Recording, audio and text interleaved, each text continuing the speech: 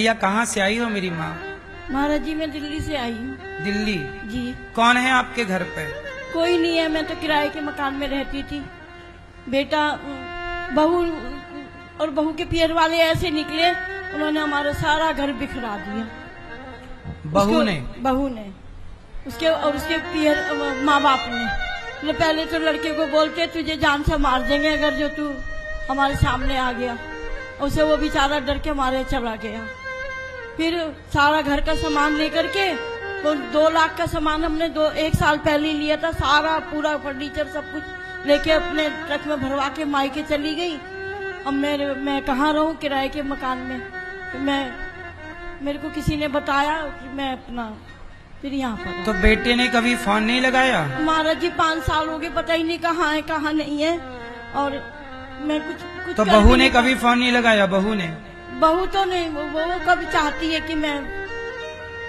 बहू नहीं चाहती कि आप रहें साथ में? पोता है, एक पोती है, उस तक को मार दिया उन लोगों ने। 23 साल की पोती थी, पढ़ी लिखी थी। क्या कर दिया? पोती को भी मार दिया उन लोगों ने। क्यों?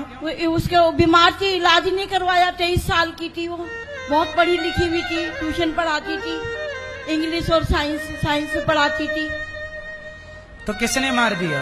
उनका इलाज नहीं करवाया तो मर गई वो। अब एक पोता है, उसके साथ ही रह रही है बहू। तो पोता के ब्याह में आप जाओगी कि नहीं? जब मुझे पता ही नहीं वो कहाँ रहे, वो अपने मायके में रहती है, मैं जाती नहीं हूँ बस।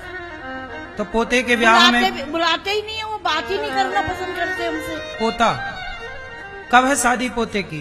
पता नहीं मुझे, मैं तो कोई मतलब ही नहीं है, अभी तो छोटा है अभी तो।